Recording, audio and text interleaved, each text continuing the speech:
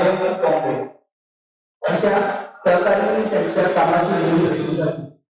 त्यांच्याकडे अध्ययन क्षेत्रातील अनेक अशा नवनवीन विचार असल्या कारणाने गुजरात टेक्नॉलॉजी युनिव्हर्सिटीने त्यांना दोनदा अध्यापनशास्त्र नवकल्पना पुरस्काराने सन्मानित केले.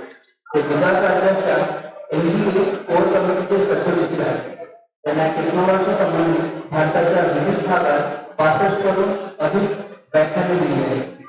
त्यांच्याबद्दल सांगायला देखील कमी आहे, तरी आपण आमंत्रित करूया प्राध्यापक डॉक्टर प्रीतम बडवकर यांना.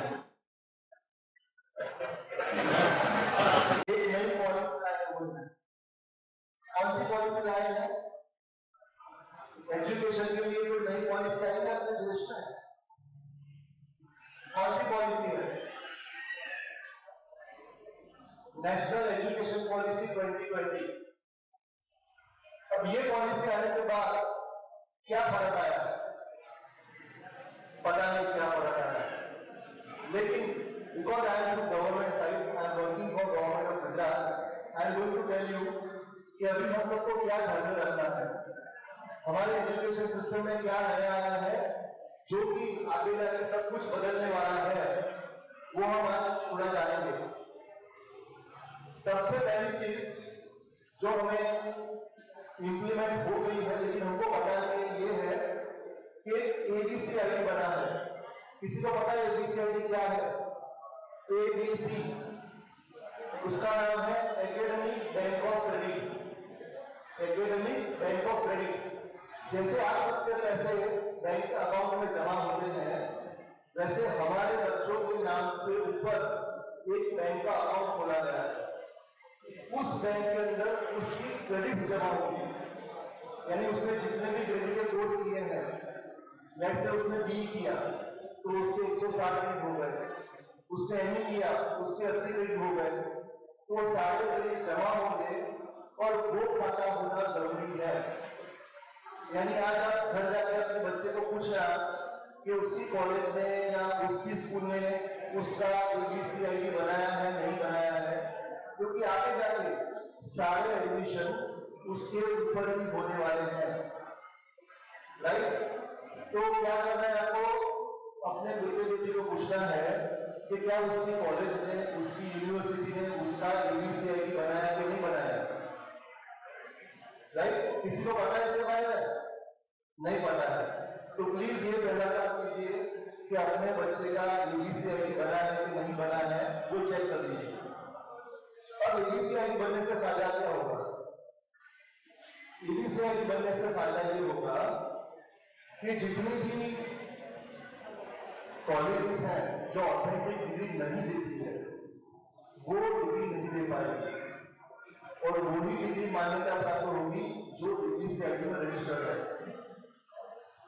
आगे जाके कैसा फ्लो आने वाला है कि जो ये कॉलेज की डिग्रियां हैं वो इतनी मायने नहीं रखेगी। कुछ दिनों में ऐसा दौर आएगा कि मैंने 2 कोर्स IIT बॉम्बे के कर लिए, 2 कोर्स मैंने NIT भोपाल के कर लिए, 4 कोर्स मैंने नागपुर से कर लिए, और ये सारे कोर्सेज मेरे अकाउंट में जमा हो गए। तो मेरे अकाउंट में 160 क्रेडिट हो जाती है, क्या भी करे डिग्री, राइट? तो अब सरकार क्या करने जा रही है कि आप लोग क्यों डिपेंड रहते हो कॉलेज के ऊपर, क्यों एडमिशन के लिए ट्राई कर रहे हो? आप घर बैठे सब कुछ कर सकते हो, क्रेडिट ले लो, बैंक में जमा करो और डिग्री ले जाओ। तो आने वाले दौर में क्या समय आने वाला है कि बच्चे की अगर क्वालिफिकेशन है, बच्चा अगर चाहता है कि वो अलग अलग कोर्सेज पढ़े तो वो अलग अलग कोर्सेज पढ़ सकता है, उसके सारे क्रेडिट्स जो है वो अकाउंट में जमा हो जाएंगे और उस अकाउंट के बेस के ऊपर he will get a degree, right? अब अगर मैं चाहता हूँ कि मेरा एक कोर्स मैं MIT से करूँ, MIT अमेरिका से, एक मैं ऑक्सफोर्ड से करूँ, एक मैं IIT दिल्ली से करूँ, ये कर सकते हैं आप यूडीमी में जाके कुछ कोर्सेज करके अलग अलग कोर्सेज की क्रेडिट जमा करके उसको ABCID में जमा करके आप उसके बेस के ऊपर डिग्री ले सकते हो, राइट? तो ये सबसे पहले जरूरी बात हुई ABCID के ऊपर। दूसरी बात, आप सब लोग बच्चे को फॉरेन भेजना चाहते हो, राइट? अब फॉरेन भेजना है तो पैसा चाहिए बहुत सारा, लेकिन कम से कम 60 ऐसी कंट्रीज हैं जो इंडियन बच्चों को स्कॉलरशिप देके इंक्लूडिंग एयरफेयर वहां लेके जाती है और बढ़ा के वापस भेजती है। हमको इसके बारे में नहीं पता है, राइट? तो राइट नाउ मैं गुजरात गवर्नमेंट में इंटरनेशनलाइजेशन का पोर्टफोलियो संभालता हूँ। इस दौरान हम लोग क्या करते हैं कि जो भी काबिल बच्चे हैं उनको हम लोग उस अपॉर्चुनिटी से अवगत करवाते हैं कि देखो जापान में स्कॉलरशिप दे रहा है, अगर तुम्हारी तैयारी है एग्जाम फेस करो, जापान चले जाओ। जर्मनी की स्कॉलरशिप दे रहा है, उसको फेस करो, वहां चले जाओ। तो आई हैव फाइल कि इसमें कौन सी कंट्री कौन सा स्कॉलरशिप देता है, उसकी क्या एग्जाम्स हैं, उसकी प्रोसीजर क्या है, that all can be discussed. So I will share that file with Lokesh, which can be ultimately shared with you. So I hope my presentation is ready. ठीक है. Can you please go to this slide?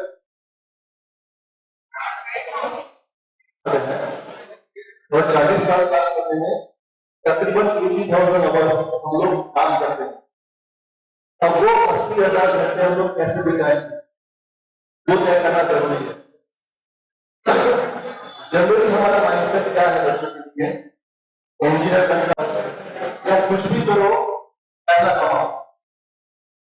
आज से 2000 साल पहले जब बच्चों को गुरुकुल में भेजा जाता था, उनको ये बोल के नहीं भेजा जाता था मैं बड़ा होके वैद्य बनना है या राजा बनना है। It was only for education. तो पहले एजुकेशन का डिमांड नौकरी नहीं था, लेकिन अब हमने क्या किया है, एजुकेशन को नौकरी मिलाने का तरीका बना दिया है, राइट? तो what is the goal of education? अब एजुकेशन क्यों मिला जाता है बच्चे को? अच्छा कमाई कर इसलिए या अच्छा इंसान बनने इसलिए, right? So naturally I know आप सब क्यों मिलना चाहते हो, अच्छा कमाई करने इसलिए। अच्छा कमाई करने के लिए एजुकेशन देना चाहते हैं, नथिंग रॉन्ग है, सब लोग ऐसा करते हैं। Next, so I am going to give you all the flavour कि क्या क्या कर सकते हैं। मैं इसलिए आपको ये फ्लेवर दिखा रहा हूँ क्योंकि मैं खुद गुजरात राज्य का मेंबर सेक्रेटरी एजुकेशन कमेटी का, मैंने 2 साल इसमें काम किया है और as a member secretary my role was to give all the flavour of professional education to whole Gujarat, right? आपके राज्य में भी एक ऐसी संस्था है जिसको एजुकेशन कमेटी कहते हैं, जो पूरे महाराष्ट्र का एजुकेशन करती है, राइट? अब यहाँ पे लड़की का क्या है, ज्यादातर पेरेंट्स जो है उनको इस प्रोसेस के बारे में पता ही नहीं है। वो लोग क्या करते हैं, बच्चा जैसे 10वीं या 12वीं पास करता है, वो अपने नजदीक के कॉलेज में ले लेते हैं एडमिशन। उनको ये नहीं पता है कि सेंट्रलाइज्ड एजुकेशन कमेटी में मेरिट बनता है और उस मेरिट के बेस के ऊपर अच्छे से अच्छे कॉलेज मिल सकते हैं। लेकिन होता क्या है कि 12वीं के बच्चे, 10वीं के बच्चा, वो पेरेंट्स वो उसके बारे में जानते नहीं है, उनके कॉन्टेक्ट में जो भी आता है उसको बात कर देते हैं और एडमिशन दे देते हैं। 12वीं के बाद आपको बहुत सारे फोन आते हैं कि हमारी कॉलेज में आ जाओ, आपको इतना कंसेशन दे देंगे, आपको इतना डॉक्यूमेंट दे देंगे। और because I M education system I know कि सारी प्राइवेट कॉलेजेस के प्रोफेसर्स को लिटरली 10-10 हजार 12-12 हजार कमीशन दिया गया है कि उनकी 12वीं का बच्चा उनकी कॉलेज में एडमिशन ले ले, right? But I am not government, so I am not taking anything from that.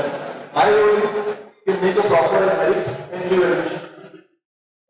तो आप लोग भी ध्यान रखो 10वीं या 12वीं के बाद ये जो आपको कॉल आते हैं मार्केटिंग के, उसके झांसे में मत जाओ। रियल प्रोसेस को जो हमने डिफाइन किया है कि एडमिशन कमेटी में जाओ, वहां पे आपका मेरिट बनवाओ और मेरिट के ऊपर जो अच्छे से अच्छा कॉलेज मिलता है वो ले लो। हालांकि आपके बच्चे के मार्क बहुत कम है तो आपको लगता है कि वो कम मार्क में मेरिट नहीं ले पाएगा और अगर आप कहीं जाना चाहते हो गणित छोड़िए, लेकिन अच्छे मार्क्स आए हुए हैं तो मेरिट लिस्ट में जाओ और मेरिट लिस्ट में आप एडमिशन ले पाओ। That is the best procedure. तो यहाँ पे जैसे लिखा है 12वीं मैथ्स, उसके बाद जब 5 साल का कोर्स करते हो या और क्लासिंग कर सकते हो 1 या 2 साल तक करना चाहते हो इसमें जा सकते हो। 4 साल का बीटेक है, उसके बाद मर्चेंट नेवी है, एग्जाम जैसे कि प्रोफेसर है, जीपीएससी है, यूपीएससी जैसे तो यहाँ पे एमपीएससी है, और 2 साल का बीटेक के बाद एमबीए एमसीए कर सकते हो। Then you have MCA MSc MCA 3 साल का करते हो तो आप बीएससी कर सकते हो। तो अभी न्यू एजुकेशन पॉलिसी में क्या बोला गया है, एक रैंकिंग फ्रेमवर्क दिया गया है। क्या कोई भी डिग्री कर रहे हो उसको लेवल मिलेगा, कोई भी डिग्री करते हो उसको लेवल मिलेगा, और लेवल क्या होगा, C2 से 8 तक। अगर आपने 12वीं कक्षा पास की है तो आपको 3 लेवल मिलेगा, 12वीं कक्षा के बाद 3 का लेवल मिलेगा। फर्स्ट ईयर की का 4 का लेवल, 4.5 5, अपने ग्रेजुएशन कर लिया तो 6 लेवल, एमई कर लिया तो 7 लेवल, और पीएचडी का 5 लेवल। तो आपको ये देखना है कि आप जो कोर्स कर रहे हो वो कौन से लेवल का है। तो नेशनल एजुकेशन पॉलिसी में सरकार ने हर एक कोर्स का लेवल नक्की किया है। तो आपको ये करना चाहिए कि आप जहां भी जा रहे हो किस कोर्स में, उस कोर्स का नेशनल क्रेडिट रैंकिंग फ्रेमवर्क क्या है, एनसीआरएफ, वो लेवल से आपको कोर्स को लेना है, राइट। तो दूसरी चीज याद रखनी है कि आप जिस किसी भी कोर्स में बच्चे को डाल रहे हो, क्या वो कोर्स एनसीआरएफ में लेवल के साथ लिखा है कि नहीं। तो अभी नेशनल एजुकेशन पॉलिसी में और एक बात आई हुई है कि आप कोई भी कोर्स से किसी भी कोर्स में जंप कर सकते हो। आप अगर 1 साल के बाद डिग्री छोड़ देते हो तो भी आपको डिग्री मिलेगी, 2 साल के बाद छोड़ रहे हो तो भी आपको डिग्री मिलेगी, 3 साल के बाद डिग्री मिलेगी, 4 साल के बाद मिलेगी। आप कभी भी डिग्री छोड़ सकते हो, कभी भी डिग्री ज्वाइन कर सकते हो। इसको कहते हैं multi entry multi exit system. ये सिस्टम में हम लोग इंप्लीमेंट कर रहे हैं because as administration part of education scenario, तो हम लोग ये भी पूरे इंडिया में ला रहे हैं कि जिसमें कभी भी आप एंटर कर सकते हो, कभी भी एग्जिट कर सकते हो। लेकिन एंट्री एग्जिट किस पर डिपेंड करेगी, आपके लेवल के ऊपर, किस लेवल में कोर्स छोड़ा था, किस लेवल पर आप ज्वाइन कर रहे हो। तो प्लीज ध्यान रखिए, लेवल आपको कोर्स का देखना है, कौन से लेवल पे कोर्स जा रहा है, right. Next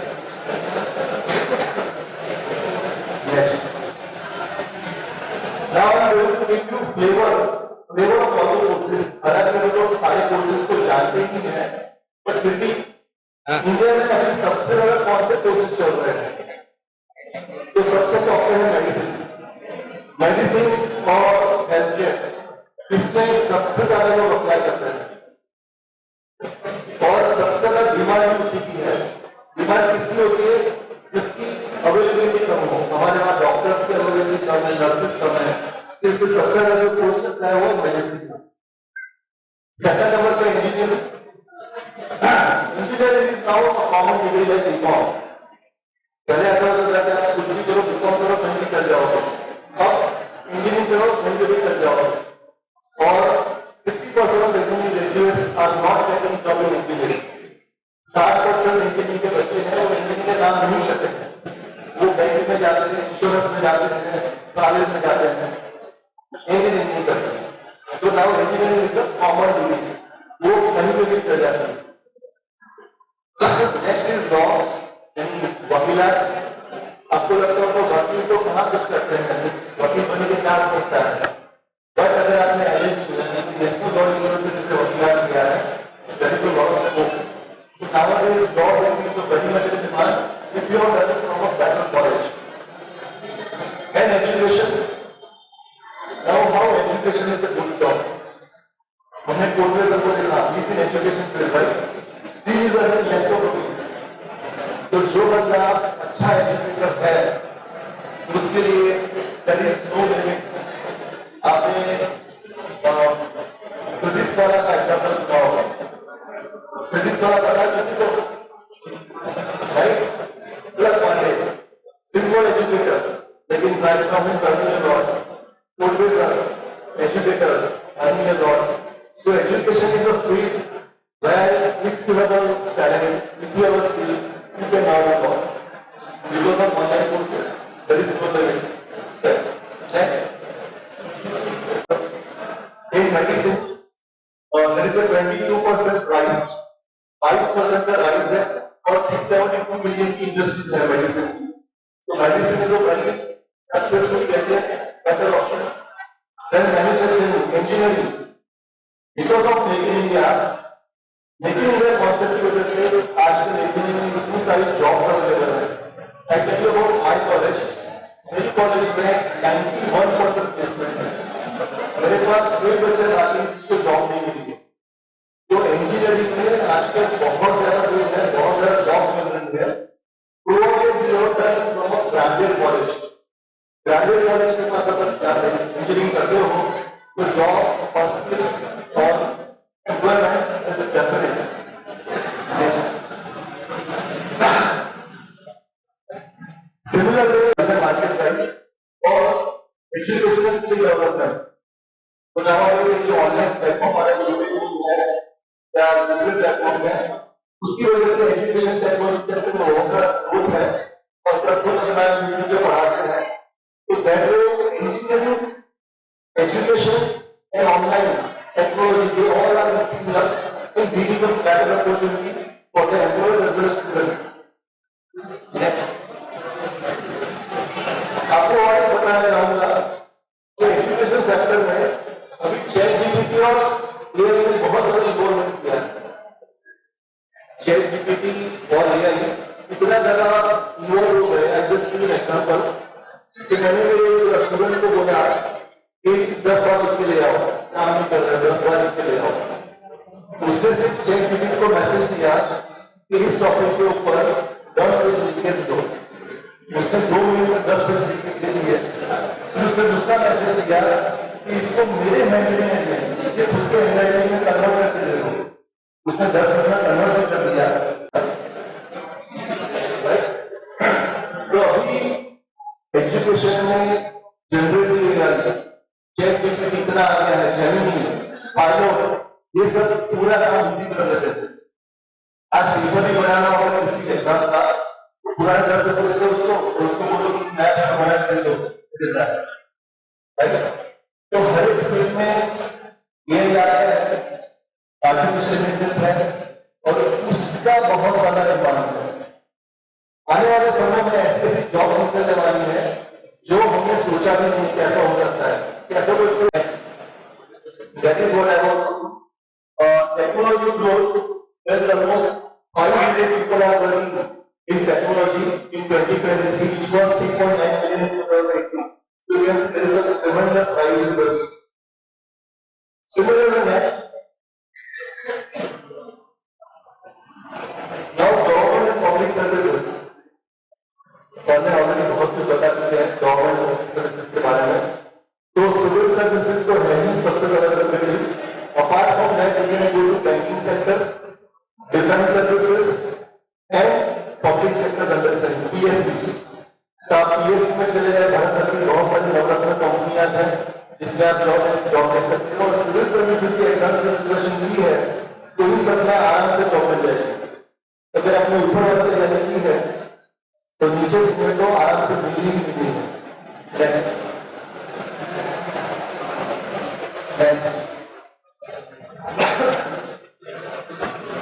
now business and entrepreneurship.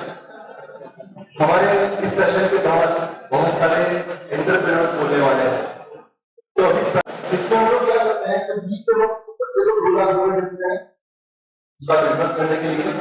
और अगर वो बिजनेस ठीक ना कर पाए तो इंजीनियरिंग के बाद उसको 10 लाख देते हैं बिजनेस बढ़ाने के लिए. तो आप भी ट्राई कीजिए कि अगर बच्चे का बिजनेस बने है तो उसको during the peak time better try to plan of business of business. And then अगर वो सक्सेसफुल होता है तो return on capital more grants, right. So management rules, entrepreneurship, consulting management, ये सारी चीजें भी बहुत इम्पोर्टेंट है और बहुत सारे बच्चे उसमें काम भी कर रहे हैं. हमारे एक बच्चा था भावनगर छोटा सा गाँव है और वहां के बच्चे ने छोटी सी पढ़ने जगह बनाई जिसका नाम था भारत पे. और वो 5 साल में इतनी चल गई कि अभी आप शार्क टैंक में जिसको देखते हो भारत पे का entrepreneur, he is a partner करता है. तो उस बच्चे ने सिर्फ 5 साल में ही भारत को खड़ी कर दी। तो ऐसा नहीं कि 2-3 साल में नहीं हो सकता। If you have idea, then always do something। So अभी स्टार्टअप्स का बहुत जमाना है और इंडिया में इतनी ज्यादा स्टार्टअप्स की बूम है, ऑलमोस्ट 1 लाख स्टार्टअप्स है। I have data because I am also handling this human startup policy। तो आप भी देखिए महाराष्ट्र में इस तरह का अगर कुछ मिल रहा है सपोर्ट, तो आप बच्चे को बोलिए कि कॉलेज में से ये सपोर्ट मिले। नेक्स्ट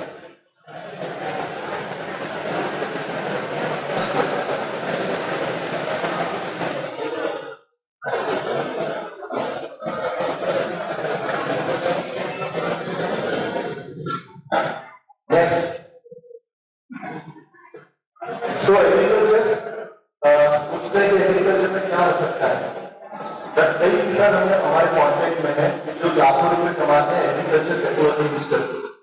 सो एग्रीकल्चर टेक्नोलॉजी में moisturisation of the land, crops fertility, बहुत सारे एल्गोरिथम्स हैं जिसकी वजह से आप फार्मर्स को हेल्प कर सकते हैं और बहुत सारे स्टार्टअप्स इस पर काम कर रहे हैं। Next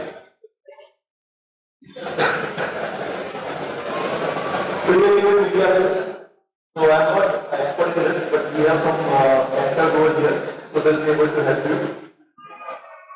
So both the presentations available on this, and I was told time is limited, so I am here only. So anyone would like to discuss with me, like कोई भी मेरे साथ कोई कैरियर के बारे में डिस्कस करना चाहता है, या उसके लिए क्या एग्जाम देनी है, सब available over here, and I don't think I can, right?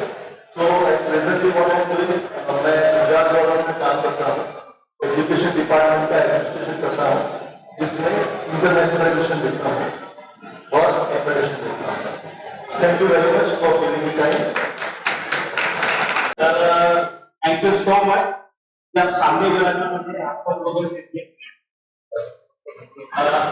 तो आपल्यामध्ये वेळात वेळ काढून भुसावळ वरिष्ठ मंडल वाणिज्य प्रबंधक मध्य रेलवे भुसावळचे माननीय श्री अजय कुमार जी शाक्य साहब हमारे बीच उपस्थित हुए हैं। तो मैं हमारे अध्यक्ष सुरेश जी महाजन को विनती करूंगा कि वो उनका सत्कार करेंगे। Please sir.